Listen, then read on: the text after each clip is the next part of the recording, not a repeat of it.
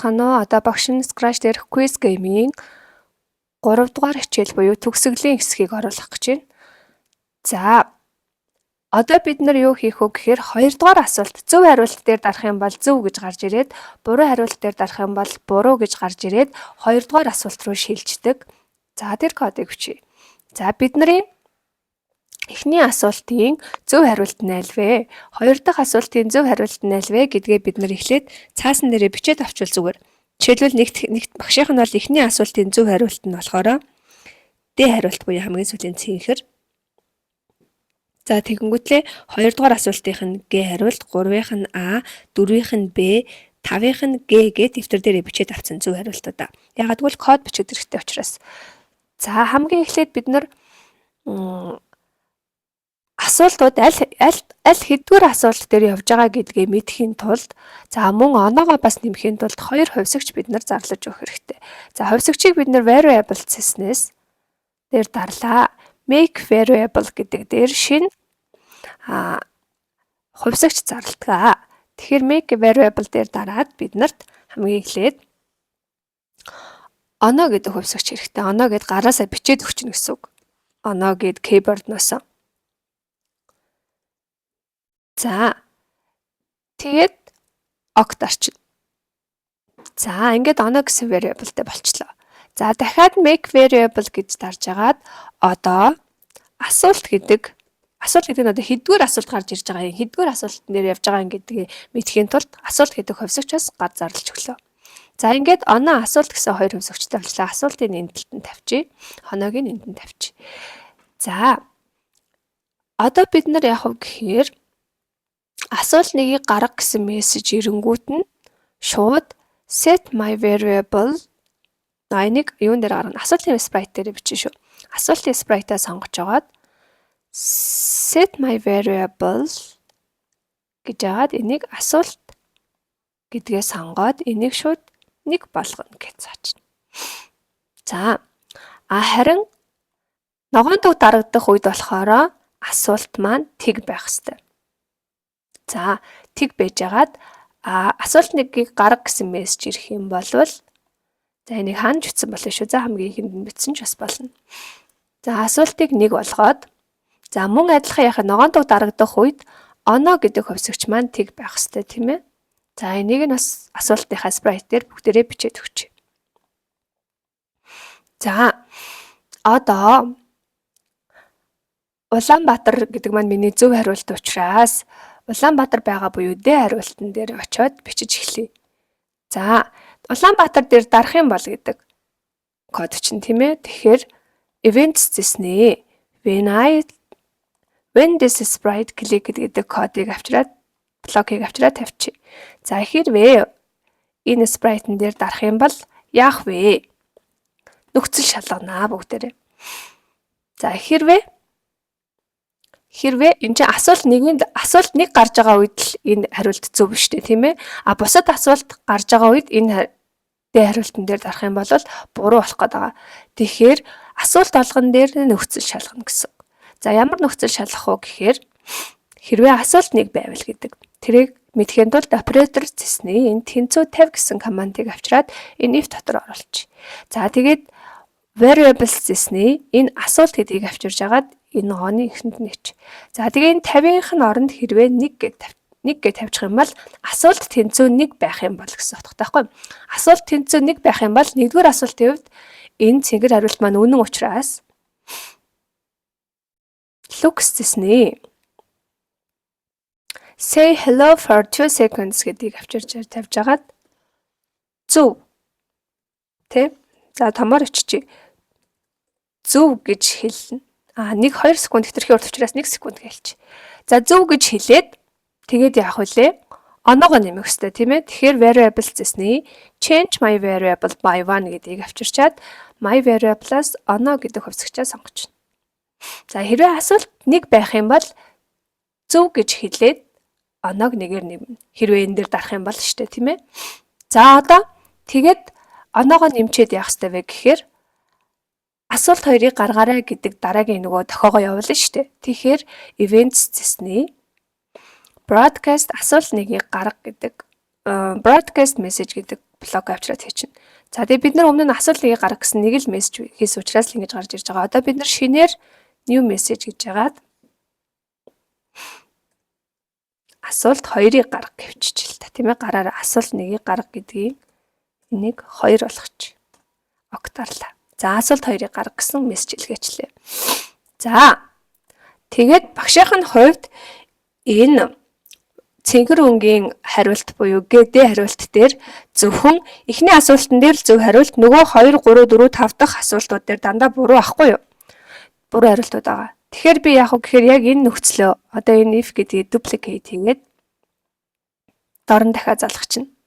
Тэгчингүүтлээ одоо энэ маань хэрвээ 2 дугаар асуулт байх юм бол зөв биш, буруу гэж хэлнэ гэж цэгийг өөрчилж чинь.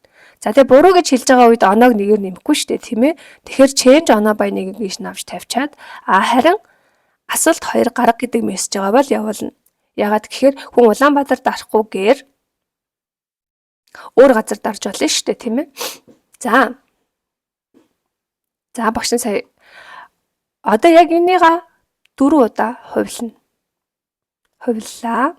За 3 дахь удаага асуулт хэрвээ 3 байх юм бол буруу гэж хэлээд 1 секунд хүлээгээд одоо яах юм?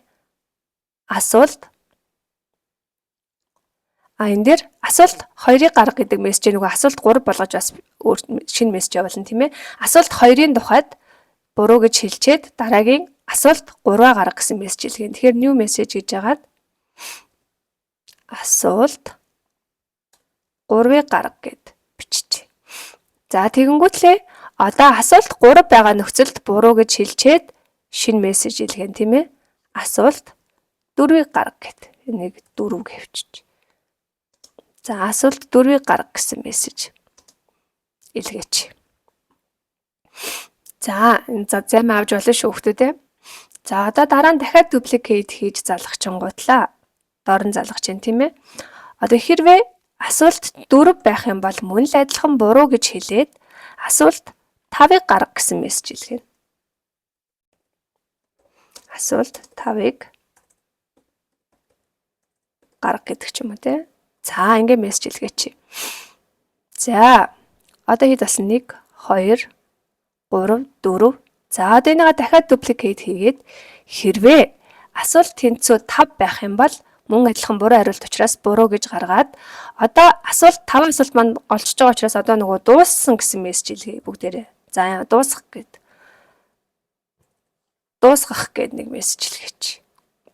За ингээд 5 асуултан дээр 5-ын дээр нь нөхцөл шалгацсан гэсэн үг. Эхнийх дээр л зөв гэж хэлнэ, нөгөө хариултууд дээр буруу гэж хэлнэ гэд.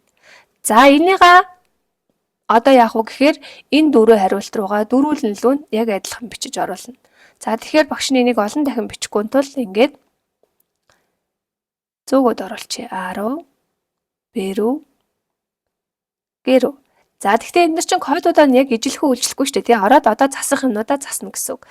За одоо А хариултын код руу оруулж ирж хагаад орж ирснийхаа одоо засна. За А хариултын тухайд эхний асуулт 1 байх үед зөв гэж хэлэхгүй учраас буруу гэдгийг биччихнэ. Буруу гэж хэлээд буруу гэж хэлж байгаа юм чинь яхаа оноо гэдэг маань нэмэгдэхгүй тийм ээ. За тэгээд асуулт 2 дээр болохоор бас л буруу. За энэ болохоор хэвээрээ байх нь байна. За асуулт 3 дээр болохоор зөв.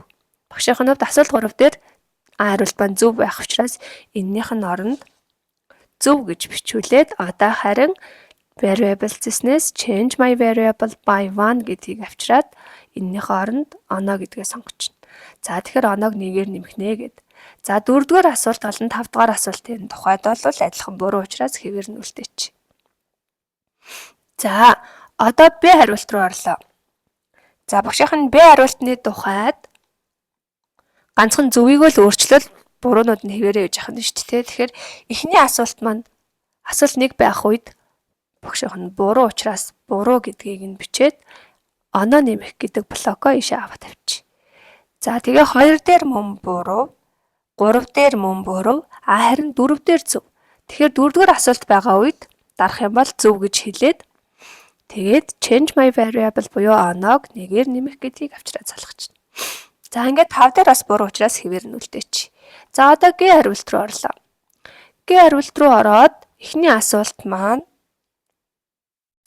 буруу учраас энийг буруу гэж бичээд энэ change оноогоо гаргаад авчи.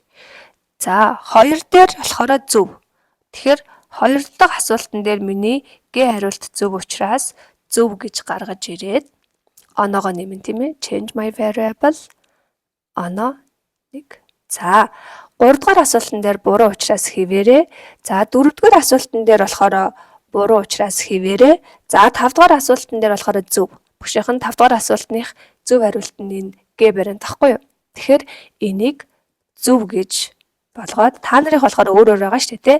Аль вариант нь зөв буруу байгаагаас хамаарат асуулт хэдээр зөв буруу байхаас хамаарат гэсэн үг. Энэ нь өөрөө жоохон өөр байна л гэсэн үг. За тэгээд мөн адилхан оноогоо нэгээр нэмнэ гэд өөрчилчихнэ. За ингээд бүгднийг би болгочлоо. За ингээд одоо болчихно гэж бодож байна. За старт дээр дараад үзье.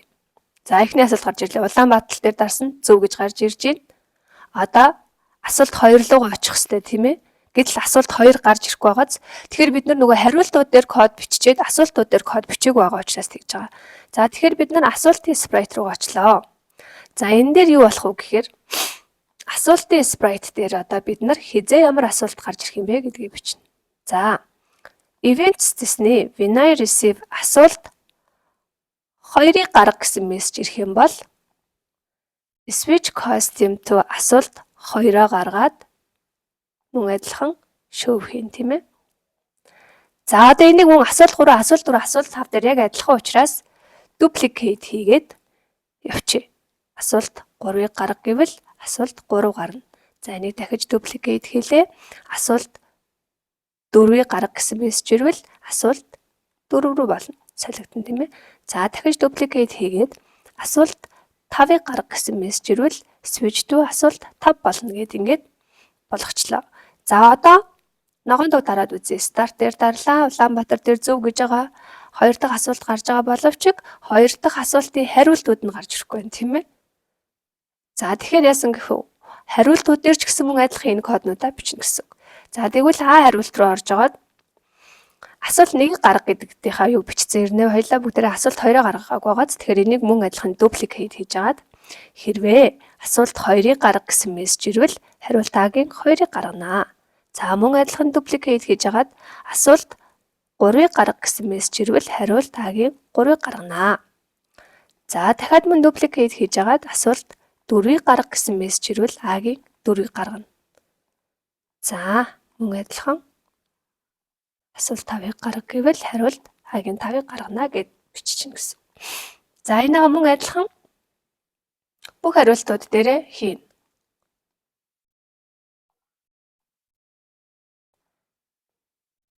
Duplicate 5 удаа л duplicate хийгээд авах нь шүү дээ. 3-ыг гарга гэсэн мессеж ирвэл 3-ын хариултыг гаргана. 4-ыг асуулт 4-ыг гарга гэсэн мессеж ирэх юм бол хариулт 4-ыг гаргана. За хэрвээ асуулт 5-ыг гарга гэсэн мессеж ирвэл хариулт 5-ыг гаргана гэх маягаар. За гээд ирж гисэн мөн адилхан энийгээ duplicate хийгээл явчих.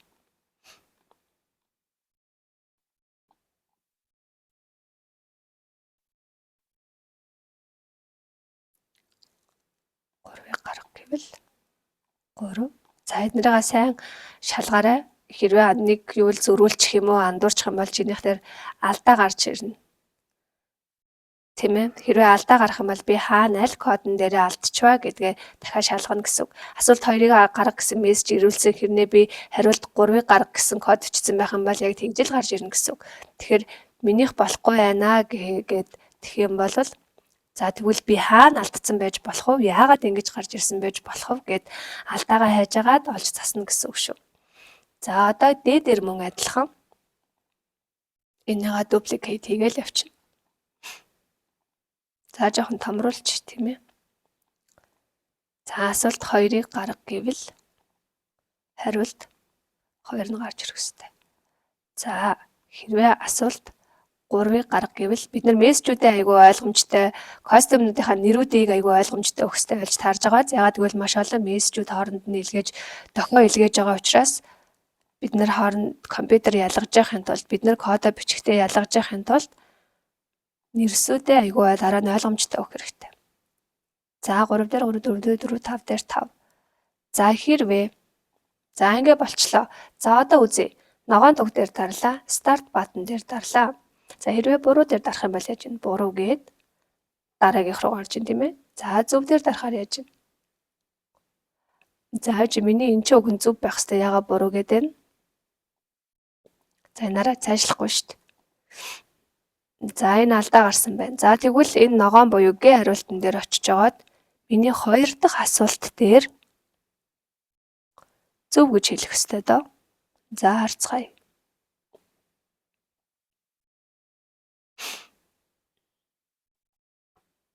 Намхан талаа зөв. Код руугаа очлоо.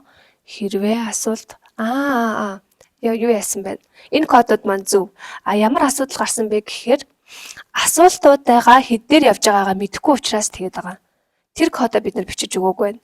Тэгэхээр асуултын код руу очиж жагаад энд бид нар нөгөө set асуулт 1 гэдэгрээс тавьсан шүү дээ. Яг үүнтэй адилхан бус асуултан дээр ч гэсэн тавина. Set асуулт 2-ыг гарга гэсэн мессеж ирэх юм бол шууд асуултынхаа номерыг 2 болгоно гэд явчихна гэсэн. За мөн адилхан асуулт 3 гэсэн мессеж ирэх юм бол асуултынхаагаа 3 болгоно гэд ингэ явчихна. За set асуулт гэсэн мессеж ирэх юм бол 4. За асуулт 5-ыг гарга гэсэн мессеж ирэх юм бол set асуулт 5 болгоно гэд.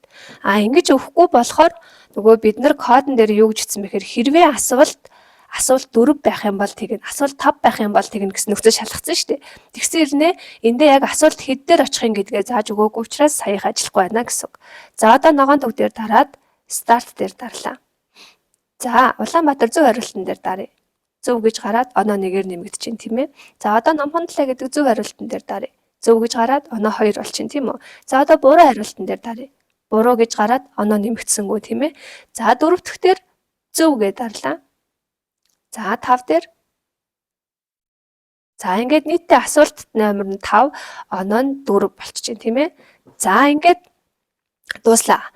За одоо бид нар хэрвээ бүх кодуудаа бичээд дуусчих юм бол одоо нөгөө ингээд тоглоом дууслаа чи тэдэн оноо авлаа ч юм уу аль эсвэл баяр хүргэе тэглээ инглээ гэсэн нэмэлт юмнууд бол хийж болно тийм ээ. Тэрийг мөн адилхан спрайтаар оруулж ирж хагаад за дуусах гэдэг мессеж илгээж хагаад тэрийг гаргана гэсэн үг. За тэгэхээр тэрийг одоо манай хүүхдүүд өөрсдөө кодыг бичиж хийнэ гэсэн үг шүү. За баяртай.